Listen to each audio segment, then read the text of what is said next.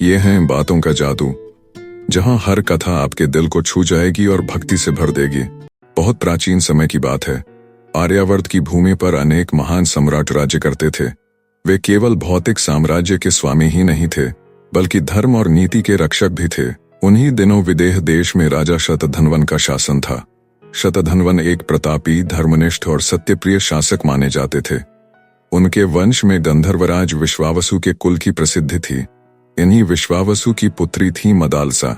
जब यह कन्या जन्मी तो आकाश में शुभ शकुन दिखाई दिए, महलों में संगीत गूंजा और लोग कहने लगे कि यह बालिका अवश्य ही विलक्षण गुणों से युक्त होगी।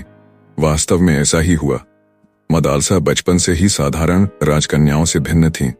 उनका चित्त बाहरी खेलों या आभूषणों में नहीं लगता था।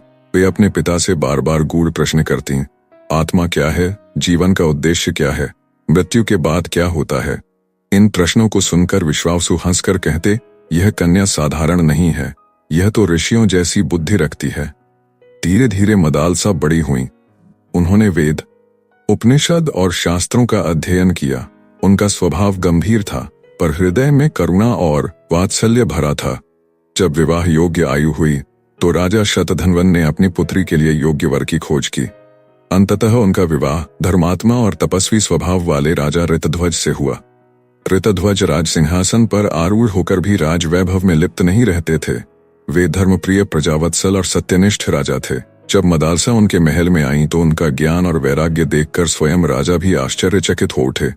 दोनों का दाम्पत्य जीवन आदर्श था। वे एक दूसरे को केवल पति पत्नी नहीं, बल्कि मित्र और मार्गदर्शक मानते थे। समय बीतता गया और मदालसा के गर्भ से पहला पुत्र उत्पन्न हुआ। जब वह शिशु रोने लगा तो सबने सोचा कि माता उसे सामान्य लोरी सुनाकर शांत करेंगी, किंतु मदालसा ने जो कहा उसने सबको स्तब्ध कर दिया। आखिर ऐसी कौन सी लोरी थी? उन्होंने अपने नवजात पुत्र को गोद में लेकर मधुर स्वर में गाया, बेटा तू शुद्ध है, तू बुद्ध है, तू निरंजन है, न तेरा जन्म है न मृत्यु, तू आत्मा है, अमर और शाश्वत है, यह शरीर तेरा नहीं है, मत रो, तू आनंद स्वरूप है। इस प्रकार का आत्मज्ञान में उपदेश सुनकर दासियां, दाई और स्वयं राजा भी विस्मित रह गए। एक माँ अपने शिशु से ऐसा अद्वैत ज्ञान बोल रही है, यह किसी ने नहीं सुना था। धीरे धीरे वह बालक बड़ा हुआ और सचमुच वैराग्य में प्रवृत्त हो गया। जब वह युवा हुआ तो राज्य सुख और भोगों को छोड़कर संन्यास का मार्ग अपनाया और तपस्या में लीन हो गया। राजा ऋतध्वज को चिंता हुई, पर मदालसा ने कहा कि आत्मा का मार्ग स्वयं उसके संस्कारों से निश्चित होता है। इसके बाद दूसरा पुत्र हुआ। लेकिन क्या आप सोच सकते हैं, जब दूसरा पुत्र हुआ तो क्या हुआ? जब वह रोया तो मदालसा ने फिर वही आत्मज्ञान की लोरी सुनाई। उन्होंने कहा, तू अमर आत्मा है, तेरा कोई शत्रु नहीं, कोई मित्र नहीं, तू मायाजाल से परे है। उठ और जान कि तुझे कोई बंधन नहीं है। यह सुनकर दूसरा पुत्र भी बड़ा होकर वैराग्यपथ का अनुयायी बना और संन्यास ले लिया। राजा और अधिक चिंतित हुए। उन्हें लगा कि यदि यही स्थिति रही तो राज्य का उत्तराधिकारी नहीं बचेगा, किंतु मदालसा का विश्वास अटूट था। कुछ वर्षों बाद तीसरा पुत्र हुआ।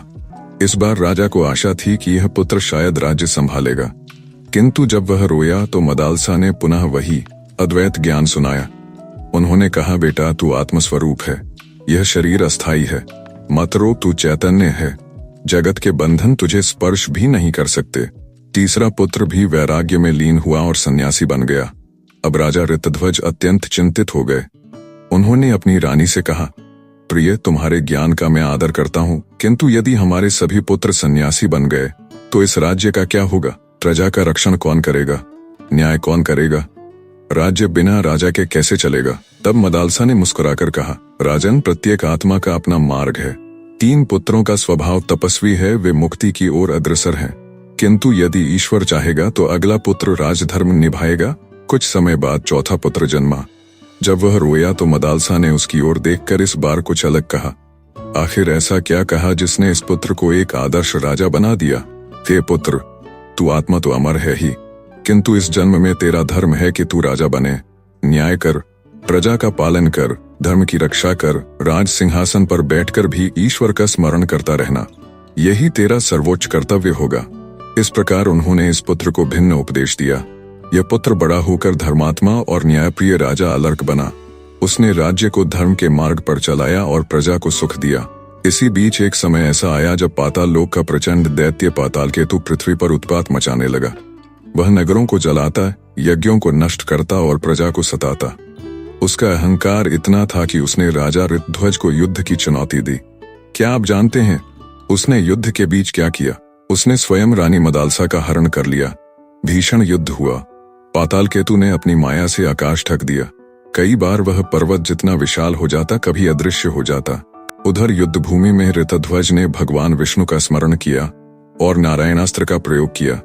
उसकी ज्वाला से पाताल केतु की सारी माया भस्म हो गई। दैत्य अपने वास्तविक रूप में आ गया और अंततः अग्निबाण से उसका वध हुआ। आकाश से पुष्प वृष्टि हुई। ऋषियों ने कहा, धर्म की विजय हुई है।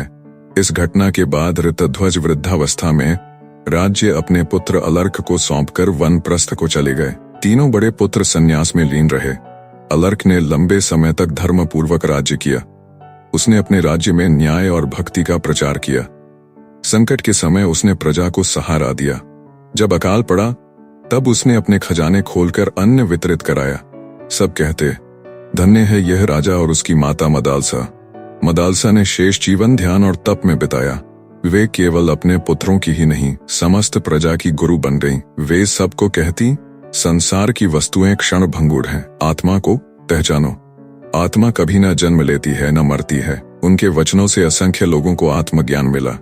अंततः जब मदालसा वृद्ध हुई तो उन्होंने समाधि लगाई और शांतिपूर्वक देह त्याग दी।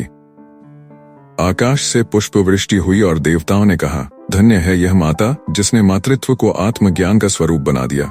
इस प्रकार मदालसा की कथा केवल एक माता की लोरी तक सीमित नहीं है, बल्कि यह मातृत्व, आत्मज्ञान, त्याग और धर्म की अमर गाथा है।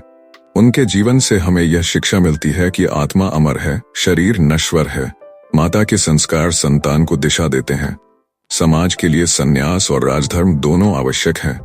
धर्म की रक्षा हेतु शस्त्र और त्याग दोनों अनिवार्य हैं। और सबसे बड़ी शिक्षा यह है कि सच्ची माता वही है जो अपने पुत्र को केवल जगत में रुलाने या बहलाने के लिए नहीं, बल्कि आत्मज्ञान देने के लिए नहीं, बल्कि आत्मज्ञान देने के लिए पालती है। कहानी यहीं समाप्त होती है, लेकिन हमारी मुलाकात यहीं खत्म नहीं होती। अगली कहानी में आपको और भी अद्भुत प्रसंग मिलेगा। अगर ये कथा आपके दिल को छू गई हो तो चैनल को सब्सक्राइब करके जुड़े रहिए ताकि अगली बार हम फिर मिलें।